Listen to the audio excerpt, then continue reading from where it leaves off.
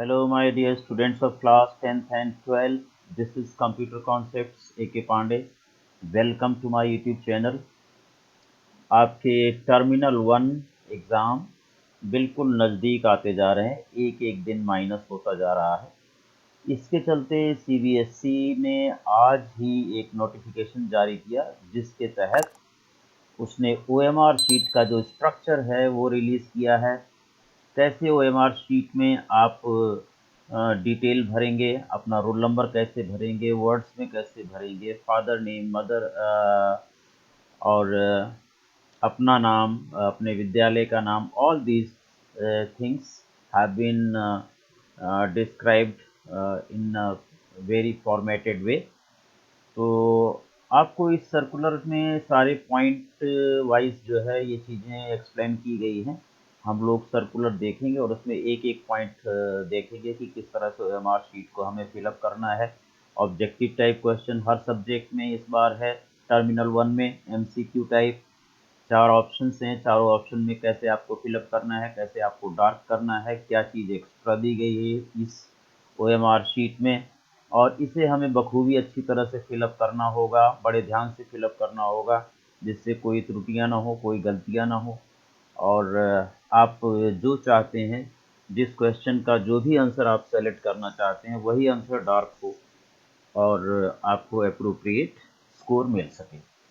तो without any delay आइए हम लोग चलते हैं और कहाँ पर ये सर्कुलर आया, कहाँ से आप डाउनलोड कर सकते हैं। सबसे पहले हम लोग ये देख लेते हैं।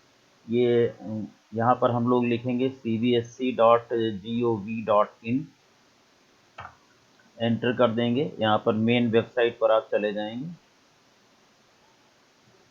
मेन वेबसाइट पर जाने के बाद यहाँ पर OMR शीट का जो सर्कुलर है ये इसी के आसपास होना चाहिए। 6 तारीख में ये रिलीज़ हुआ है, आज ही रिलीज़ हुआ है, तो ये यहाँ पर होना चाहिए था। Let us scroll down and see whether it is there or not.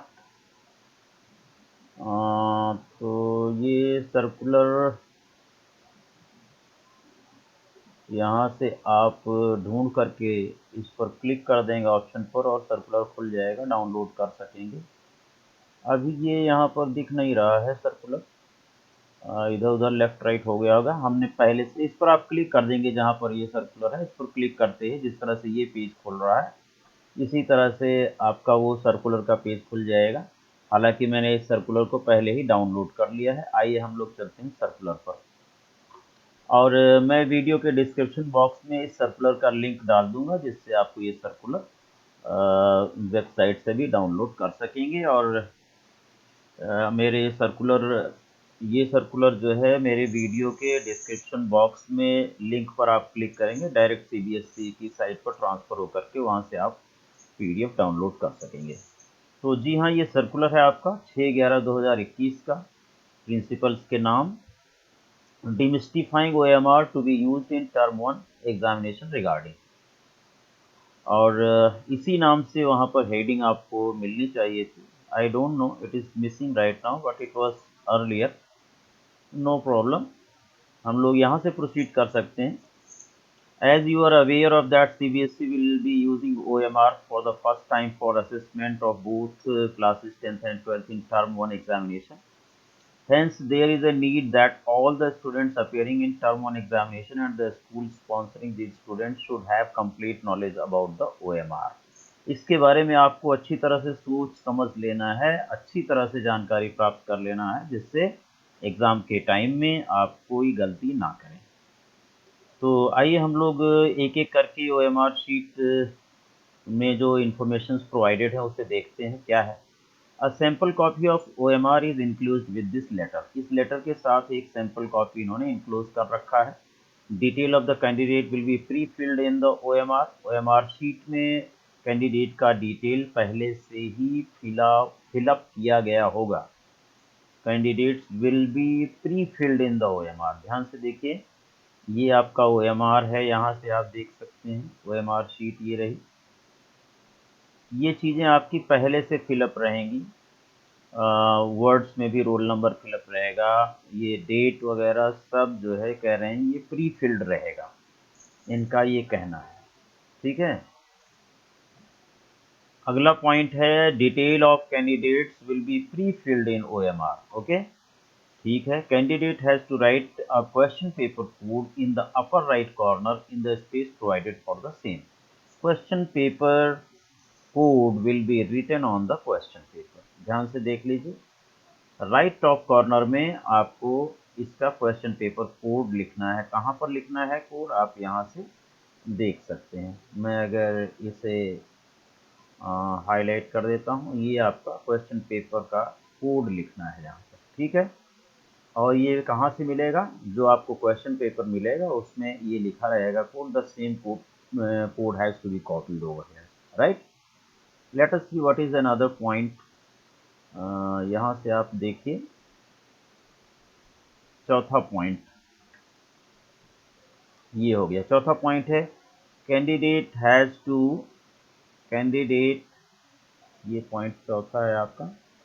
Candidate has to write in his her own hand in the space provided, I confirm that all particulars given above are correct, and sign in the running hand on the OMR।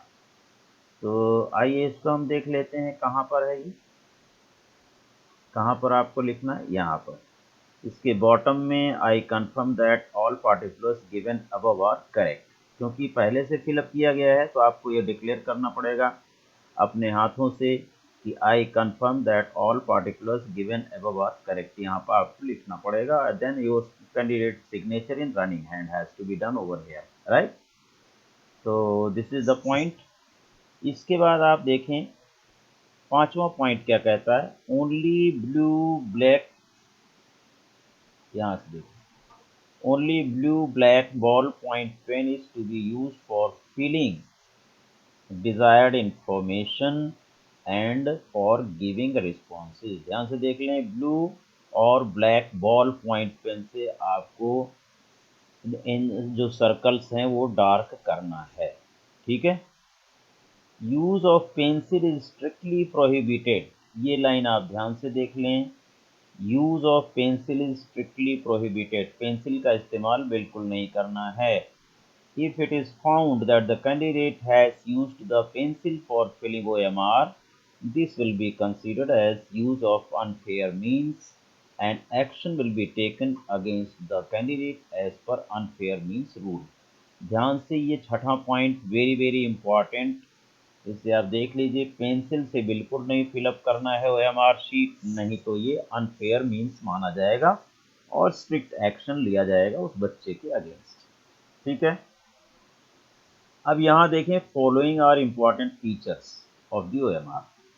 OMR के features क्या हैं, there are space for answering 60 questions in an OMR irrespective of total questions given in the question paper of any subject। किसी subject में 55 question है, किसी में 60 हैं, किसी में 45 हैं, जिसमें जितने भी हैं आपको इस तरह की OMR शीट मिलेगी। उसमें 60 क्वेश्चन के लिए वहाँ पर जगह है, 60 क्वेश्चन में आंसर दिया जा सकता है। लेकिन आपके क्वेश्चन पेपर में अगर 55 है तो 60 आप नहीं फिलअप करेंगे, आप 55 तक ही फिलअप करेंगे। Candidate will use maximum circles as per total questions given in the question paper for giving responses.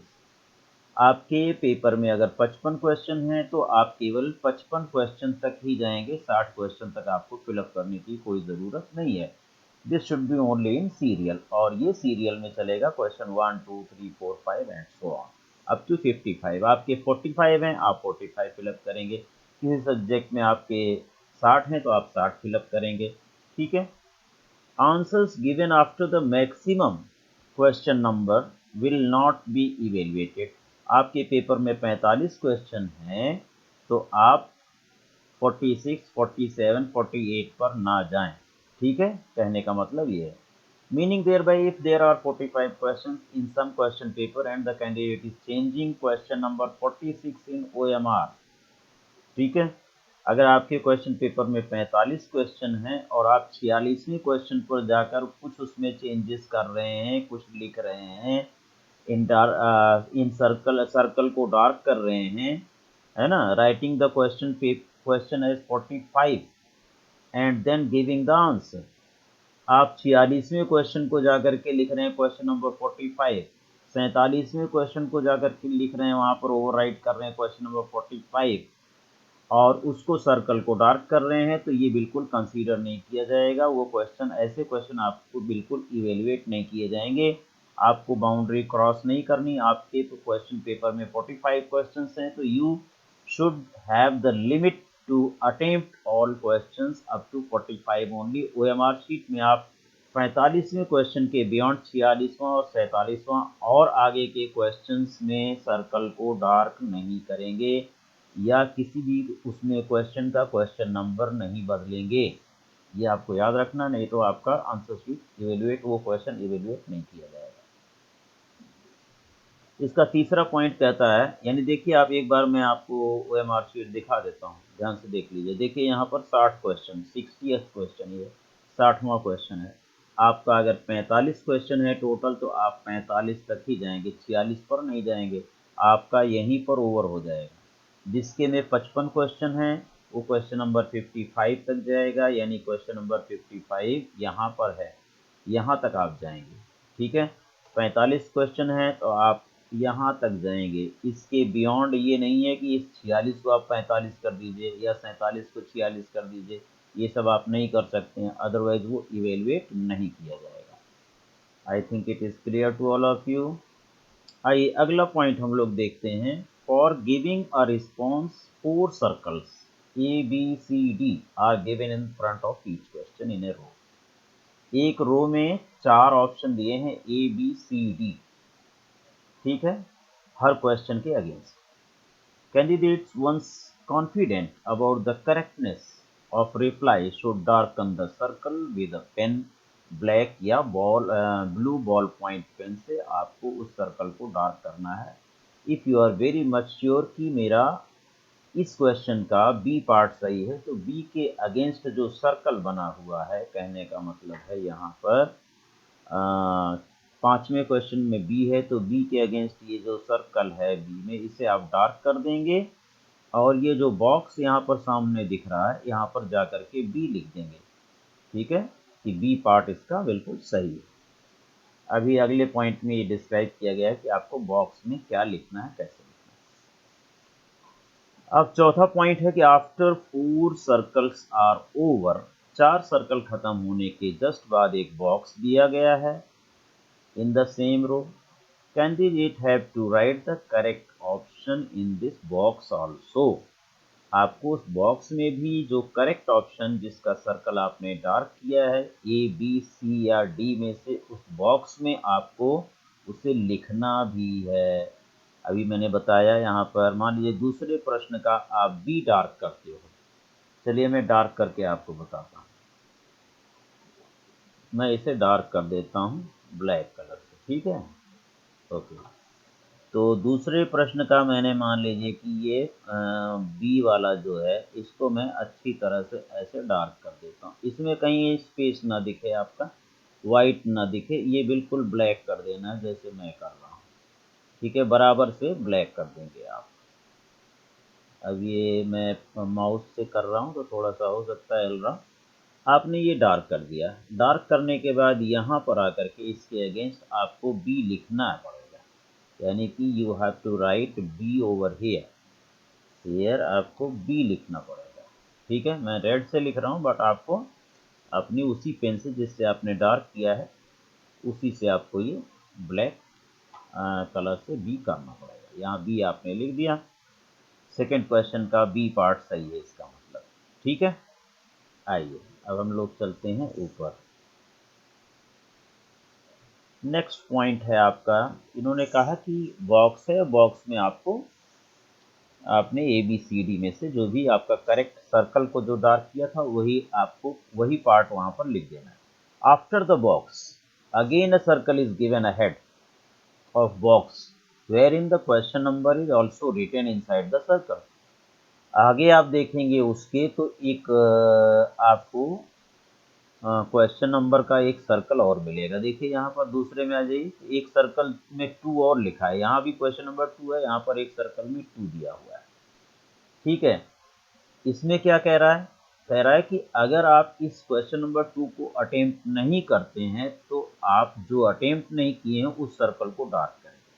यानी कि अनअटेम्प्टेड के सामने लास्ट में जो सर्कल में आपका क्वेश्चन नंबर लिखा है बॉक्स के बाद उसे डार्क करना है।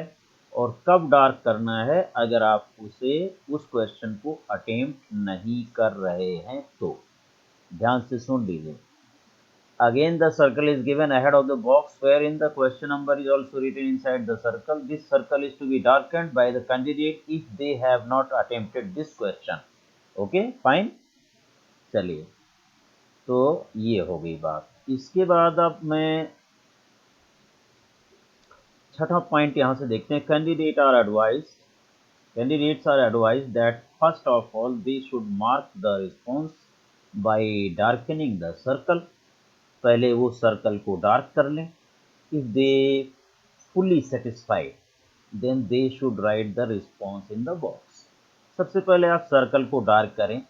पांचवें का ए पार्ट सही है, ए को डार्क कर लीजिए। छठे का डी पार्ट सही है, छठे का डी डार्क कर लीजिए।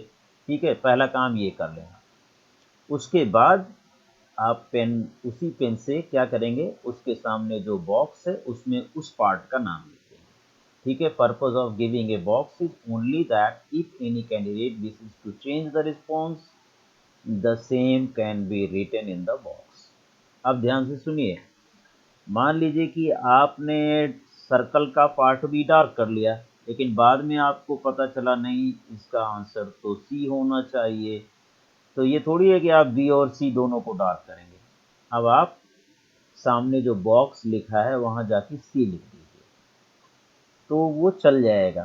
ठीक है, दैट मीन्स यहाँ से देखिए, आपने यहाँ बी लिखा, मान लीजिए तीसरे का आपने बी डार्क कर लिया, लेकिन ये ऐसे डार्क करते गए सारा, लेकिन बाद में कह रहे नहीं तीसरे का मुझे डी सही लग रहा है।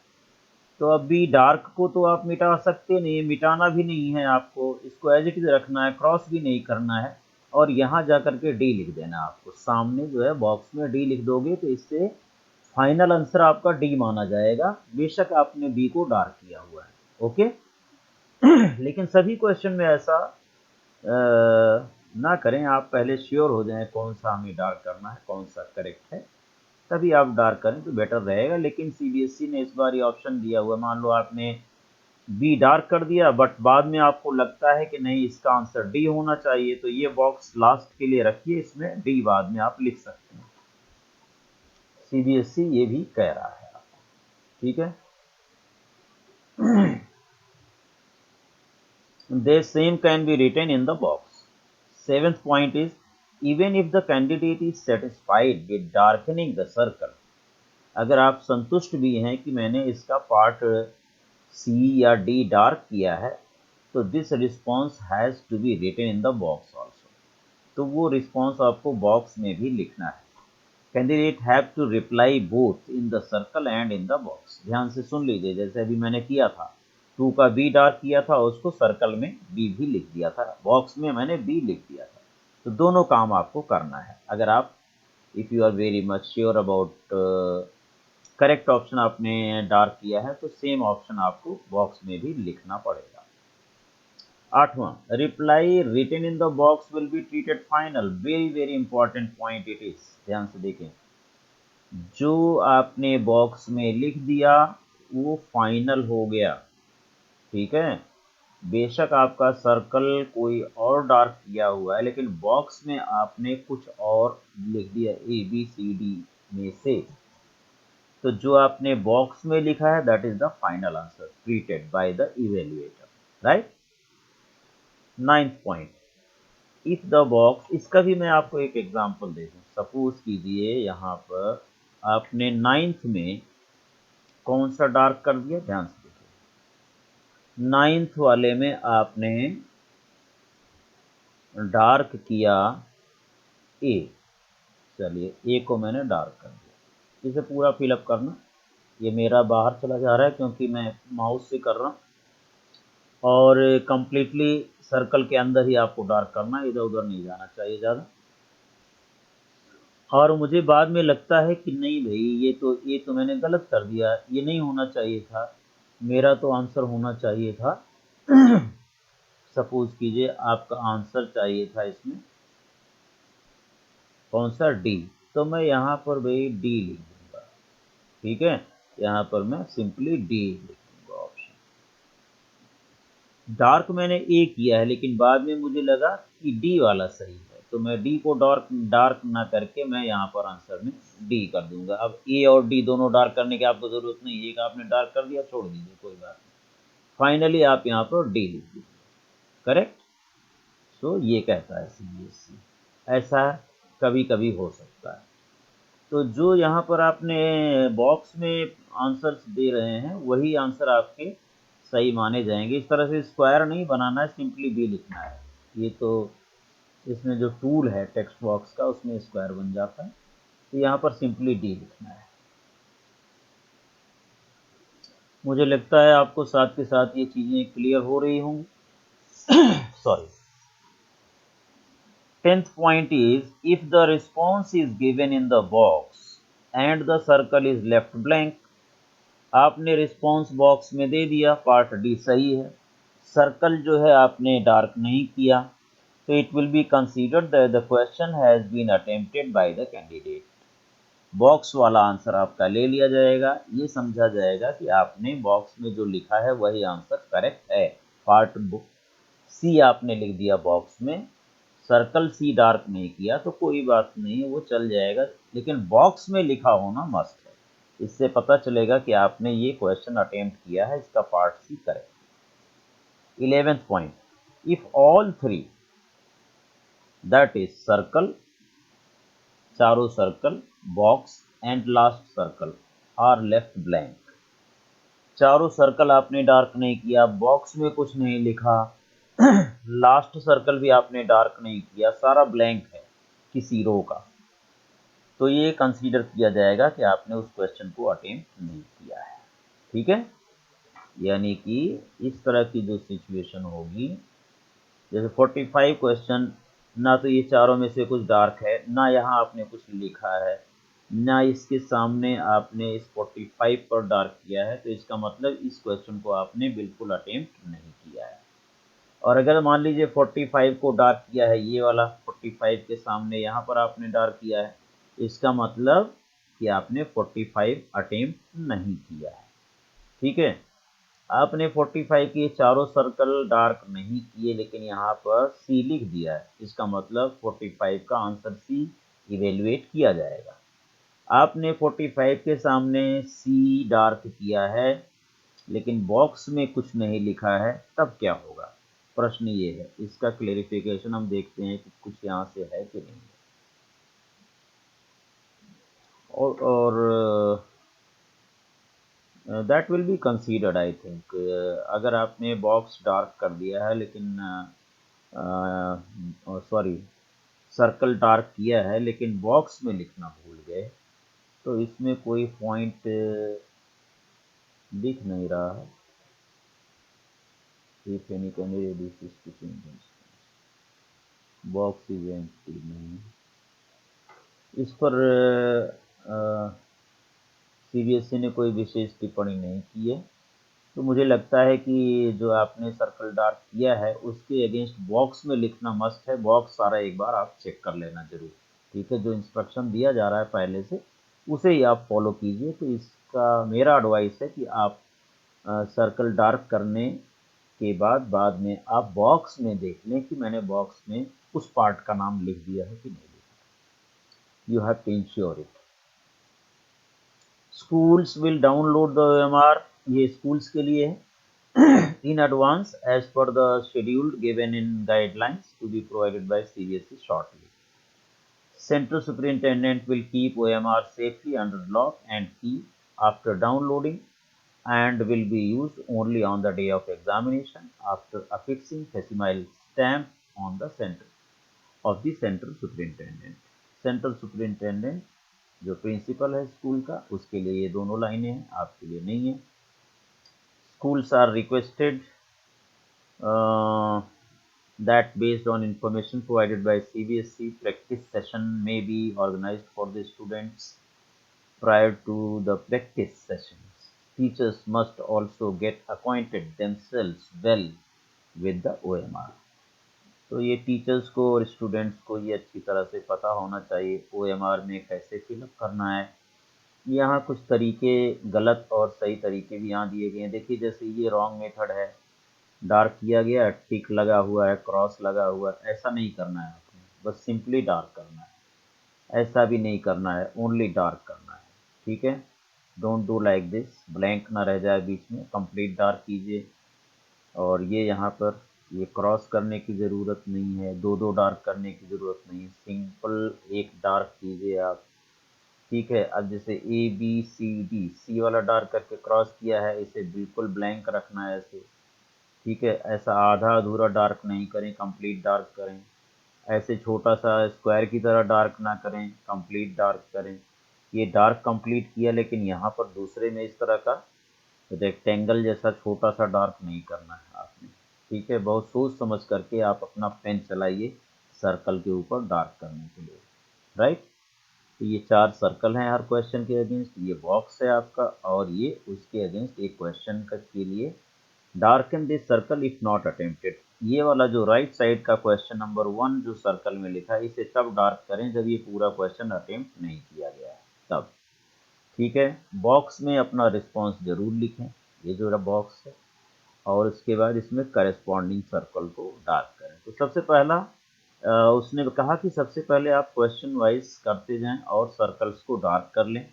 उसके बाद ये बॉक्स में लिखने वाला काम एक साथ फाइनली करें, या इसको डार्क करने वाला काम एक साथ फाइनली करें जब आप देखें कि कौन सा क्वेश्चन मैंने अटेम्प्ट नहीं किया है, बिल्कुल इसमें मैंने डार्क नहीं किया है, तो आप इसे डार्क कर दें। सो दैट, क्योंकि कई जगह आपने देखा है कि कई ऑप्शंस भी हैं, आपको 25 क्वेश्चन में से 20 ही करने हैं, तो ऑब्वियसली आपको कौन कौन सा क्वेश्चन छोड़ रहे हो उसका राइट साइड का सर्कल आपको डार्क करना पड़ेगा।